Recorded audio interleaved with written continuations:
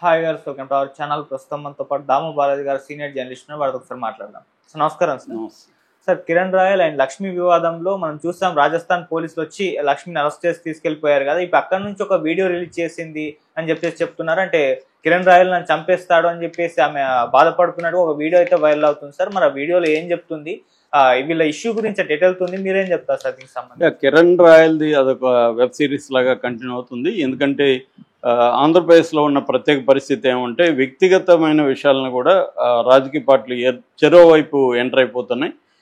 నిజానికి వైసీపీకి దీనికి సంబంధం లేదు, కానీ కిరణ్ రాయల్ అనే వ్యక్తి వైసీపీ మీద విపరీతంగా అటాక్ చేయడం, జగన్ని హేళన చేస్తూ పోస్టులు పెట్టడం, లేకపోతే ప్రెస్ మీట్లు పెట్టడం, అట్లాగే లోకల్గా రోజా మీద విపరీతంగా దూకుడుగా వెళ్ళడం, ఇది వాళ్ళకి ఇబ్బందిగా ఉంది.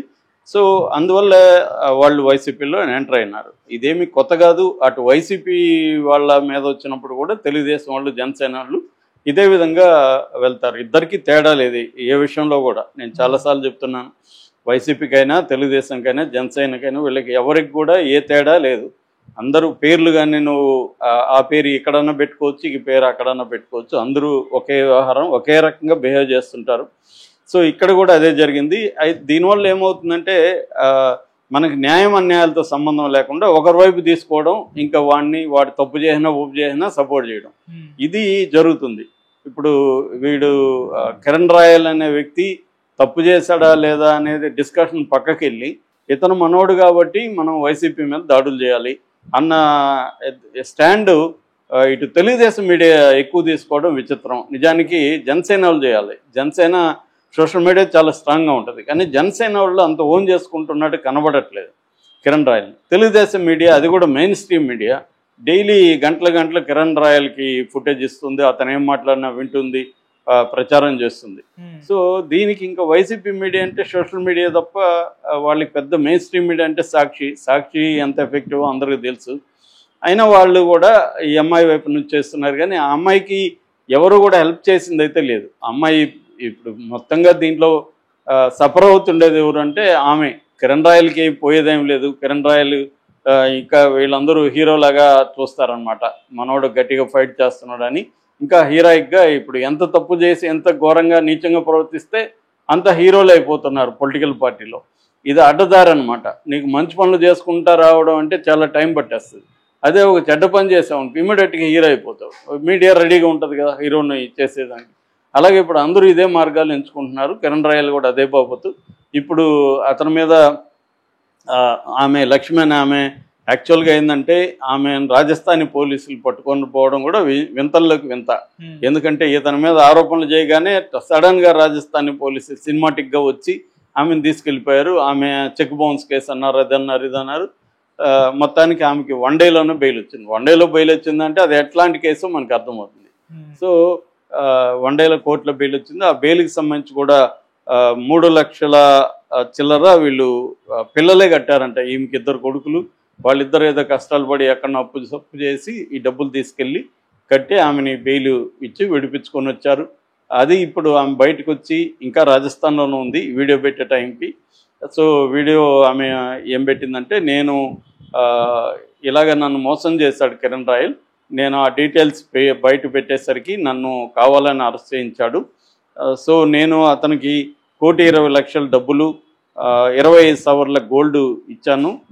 దాన్ని మోసం చేశాడు అతను. 30 లక్షలు మాత్రమే ఇవ్వాల్సినట్టుగా అతను నా దగ్గర బెదిరించి ఒక వీడియో కూడా చేయించుకున్నాడు. అయితే నా దగ్గర అన్ని సాక్ష్యాలు ఉన్నాయి. అతనికి ఎప్పుడప్పుడు ఎలా ట్రాన్స్ఫర్ చేశాను, కారు కొనిచ్చాను, ఇవన్నీ కూడా అన్ని ఆడియో కాల్స్ కూడా బయటపెట్టి. ఆడియో కాల్స్లో కూడా అతను ఈఎంఐ డబ్బులు ఇవ్వలేదని చెప్పట్లేదు, నువ్వు నాకు అప్పుగా ఇచ్చావా అని అడుగుతున్నాడు. మరి అప్పుగా ఇవ్వకపోతే ఎందుకు తీసుకున్నాడు ఇతను? కారు అంటే గిఫ్ట్లు ఎంత ఇస్తే అంత తీసుకుంటున్నాడు. ఇంకొక కాల్లో కూడా ఇంకొక అమ్మాయి గర్ల్ ఫ్రెండ్ కూడా ఆడియో చెప్తుంది. ఆ అమ్మాయి చెప్తుంది, నేను డబ్బుల కోసమే లక్ష్మితో ఉన్నాను, నాకు నువ్వంటే ఇష్టమని ఈఎంఐ దగ్గర మాట్లాడడం. అంటే నువ్వు డబ్బుల కోసమే ఉన్నావా అంటే, అవును నేను అమ్మాయి దగ్గర డబ్బులు ఉంది, నాకు డబ్బులు ఇస్తుంది అడిగినప్పుడు అంతా, అందుకనే ఆ అమ్మాయితో ఉన్నానని అతను చెప్పాడు. ఇక్కడ ఈ అమ్మాయిలది కూడా తప్పు మనకు కనబడుతుంది. అంటే ఒక పెళ్లి చేసుకోకుండా అతనితో అఫైర్ గడుపుతూ అతను అడిగినప్పుడు అంతా డబ్బులు ఎందుకు ఇచ్చారు వీళ్ళు ముందుగా? ఇప్పుడు వచ్చి ఈ అమ్మాయిది కూడా చూస్తే ఈ అమ్మాయి అప్పుగా ఇవ్వలేదు కదా, నువ్వు ఎందుకు ఇచ్చావు మరి అతనికి డబ్బులు? ఎందుకు ఇచ్చావంటే అమ్మాయి చెప్పే లాజిక్ ఏంటంటే నన్ను పెళ్లి చేసుకుంటాను అన్నాడు కాబట్టి ఇచ్చా. పెళ్లి చేసుకున్నాక ఇవ్వు, పెళ్లి చేసుకోకముందు ఎందుకు ఇచ్చావు? ఇది ఏమైందంటే ఇవాళ అమ్మాయిల వ్యవహారాల్లో కూడా ఏదో ఒక ఆశ పడ్డం, ఒక ప్లాన్ వేసుకోవడం, అది ప్లాన్ ఫెయిల్ అయ్యేసరికి మోరల్ యాంగిల్స్, విక్టిమ్ హుడ్ ఇవన్నీ ప్లే చేయడం ఇది జరుగుతుంది. ఇప్పుడు ఈ అమ్మాయికి అప్పులు చేసి అతనికి ఇవ్వాల్సిన గిఫ్ట్లు ఇవ్వాల్సిన అవసరం ఏంటి? ఆ వీడియోలో ముందు ఒక చైన్ గిఫ్ట్ ఇస్తూ ముద్దు పెట్టుకుంటుంది, అతన్ని ఐ లవ్ యూ చెప్తుంది. ఎవడైనా అంతే కదా, ఇలాంటి వాళ్ళు అబ్బాయిలు చాలామంది ఉంటారు. వాడు మామూలుగా అమ్మాయిలు దొరకడం కష్టం, అమ్మాయిలు విత్ డబ్బులు ఇస్తే వాడు ఎందుకు వదిలిపెడతాడు?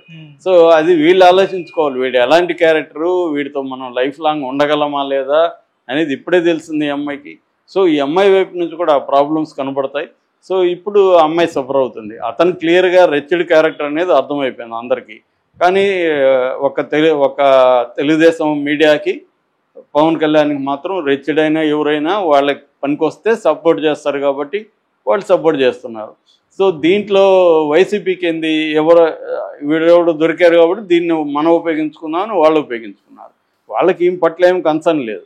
అదే ఆమె చెప్తుంది, నాకు ఎవడు హెల్ప్ చేయలేదు, ఫైనల్గా నా పిల్లలే 2 కొడుకులు, వాళ్ళు కష్టపడి ఎక్కడి నుంచో డబ్బులు తీసుకొచ్చి నన్ను చేశారు తప్ప నాకు ఏ పార్టీ హెల్ప్ చేయలేదు. నేను పవన్ కళ్యాణ్ కూడా ఒక అన్నలాగా భావించి ఆయన్ని అడుక్కున్నాను, ఆయన అసలు వాళ్ళ వైపు నుంచి ఏమీ లేదు, పైగా నన్ను బదనాం చేస్తూ ఇతను విపరీతంగా పెడుతుంటే దానికి ఇంపార్టెన్స్ ఇచ్చి విపరీతంగా ప్రచారం చేస్తున్నారు అనేది క్లియర్గా ఉంది. ఇక్కడ ఏంటంటే పవన్ కళ్యాణ్ రోలు, పవన్ కళ్యాణ్ని చాలాసార్లు చెప్తాను, అతను మాట్లాడతాడు కానీ మాటలకి యాక్షన్కి అసలు సంబంధమే ఉండదు. పవన్ కళ్యాణ్తో క్లియర్గా ఏంటంటే అందరు రాజకీయ నాయకులు లాగే అతను కూడా, అతనేమి డిఫరెంట్ రాజకీయాలు చేయడానికి రాలేదు, అతను కూడా సీఎం అవడానికే వచ్చాడు. నీ గోల్ ఏంటి? నేను చాలాసార్లు చెప్తుంటా, ఇవాళ రాజకీయాల్లో గోల్ ఇంపార్టెంట్ తప్ప మీన్స్ అనేది ఇంపార్టెంట్ కాదు, ఎండ్ అనేది ఇంపార్టెంట్. నా గోల్ సీఎం కావాలి కాబట్టి సీఎం అవడానికి ఏమైనా చేస్తా అనేదే అతని గోల్ తప్ప అతనికి పీపుల్ సెంట్రిక్ పాలిటిక్స్ కానీ ప్రజలకి ఏదో చేయాలి కానీ ఇవన్నీ ఉష్. నిజానికి అతనికి సనాతన ధర్మం ఇవంతా కూడా డ్రామానే. సనాతన ధర్మం మీద కూడా అతనికి ఏం ప్రాబ్లం లేదు. మొన్న ఈ మధ్య వరకు కూడా అతను చెగువేరా, కమ్యూనిస్టులు, దళితులు, తర్వాత మా ఇంట్లో ఎవరికి దేవుడి మీద నమ్మకం లేదు, దాంట్లో దీపంలో సిగరెట్ ముట్టించుకున్నవాడు మా ఫాదరు, ఇలాగంతా ఆయన మాట్లాడలేదా? ఇప్పుడు హఠాత్తుగా సనాతన ధర్మం వచ్చేసి గుళ్ళకి బయలుదేరాడు. అవేమన్నా అంటే నేను కేసులు పెడతాను, స్ట్రిక్ట్గా మీ మీద చర్యది. అరే పబ్లిక్ ఫిగర్ అయినప్పుడు ఎవరైనా విమర్శిస్తాను, నువ్వు సమాధానం చెప్పాలి. కేసులు పెడితే ఎంతమంది మీద, 1,00,000 మందా 2 లక్షల ఎంతమంది మీద కేసులు పెడతారు? జైల్లోనే కెపాసిటీ 3-4 వేలు ఉండదు ఆంధ్రప్రదేశ్లో, కొత్త జైలు కట్టిస్తారా ఏంటి? సో ఇది ఈ కేసులో కూడా క్లియర్గా ఆ రాయల్ మీద చర్య తీసుకోవాల్సింది పోయి అతనేదో ఒక వీరుడిలాగా, అతనేదో సాధించిన వ్యక్తిలాగా మీడియా ప్రాజెక్ట్ చూస్తే విచిత్రంగా ఉంటుంది. పైగా ఆ మీడియా మనలాంటి వాళ్ళకి నీతులు కూడా చెప్తుంటుంది. రాధాకృష్ణ ఎప్పుడు నీతులు రాస్తుంటాడు, ఇట్లాంటి వ్యక్తిని మాత్రం అతను ప్రోత్సహిస్తూ ఉంటాడు. అతనేదో ఒక హీరో సాధించినట్టు. ఏం సాధించాడు అతను? సో ఒక అమ్మాయిని మోసం చేసి, ఆమె ఎవరో చెప్తుంది, ఒక వీర మహిళ, ఇతను సస్పెండ్ చేయడం వల్ల వైసీపీని ఆడుకుంటా అంట, పార్టీలో ఉంటేంట కంట్రోల్లో ఉంటా అంట, లేకపోతే వైసీపీని ఆడుకుంటా అంట. అతను వైసీపీని ఏం ఆడుకుంటాడు? అమ్మాయిలను ఆడుకుంటున్నాడు. సో ఇంకొక అమ్మాయి వీర మహిళ, ఆమె ఎలాంటి వీర మహిళ మనం చూస్తున్నాం. ఇలాంటి వీర మహిళలు ఉన్న జనసేన పార్టీ ప్రజలకి ఏ రకమైన మేలు చేస్తుంది అనేది అర్థమవుతుంది. సో అలాగే ఇంకోటి కూడా చెప్తున్నారు, ఈ కిరణ్ రాయల్ అసలు రాయల్ కాదు, అతను కాపు కూడా కాదు, అతను యాక్చువల్గా రాజస్థానీ మార్వారి ఫ్యామిలీ. ఆ రాజస్థానీ నుంచి వాళ్ళ ఫాదర్ ఇక్కడకు వలస వచ్చి తిరుపతిలో ఒక బేడా కిల్లి కుట్టు నడిపేవాడు. ఈ అబ్బాయి అక్కడ నుంచి కొంత డైనమిక్గా ఉండడం, చిన్నప్పటి నుంచి కొంత రౌడీ ఎలిమెంట్స్తో తిరగడం, దీనివల్ల యాక్టివ్ అయ్యి ఇతను కొంత పవన్ కళ్యాణ్, చిరంజీవి అభిమాన సంఘాల్లో ఉండి అలా యాక్టివ్గా ఉండేవాడు. అట్లా రేణుక అనే ఒక బలిజ సామాజిక వర్గం అమ్మాయిని పెళ్లి చేసుకుని అతను గ్రహించాడు, తిరుపతిలో బలిజ సామాజిక వర్గం వాళ్ళు ఎక్కువ ఉన్నారు కాబట్టి ఈ అమ్మాయి మనకి పనికొస్తుంది అని చెప్పి ఇతను కూడా రాయల్ అని పేరు పెట్టుకొని దాంట్లోకి ఎంటర్ అయిపోయాడు. అలాగా జనసేనలోకి వచ్చాడు. అంతకుముందు ప్రజారాజ్యంలో ఉన్నాడు.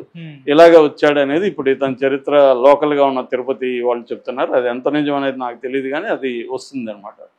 సో ఈ నేపథ్యంలో ఓవరాల్గా ఈ అమ్మాయి కేసులో మాత్రం ఇతను క్లియర్గా నేను చెప్పాను ఇంతకుముందు కూడా, బండబూతులు భయంకరంగా తిడుతున్నాడు, అన్నీ కూడా అతను ఒప్పుకుంటున్నాడు. కానీ అవును నా ఇష్టం, నేను మగవాడు కదా 100 మందితో పోతాను ఇవన్నీ చెప్తున్నాడు.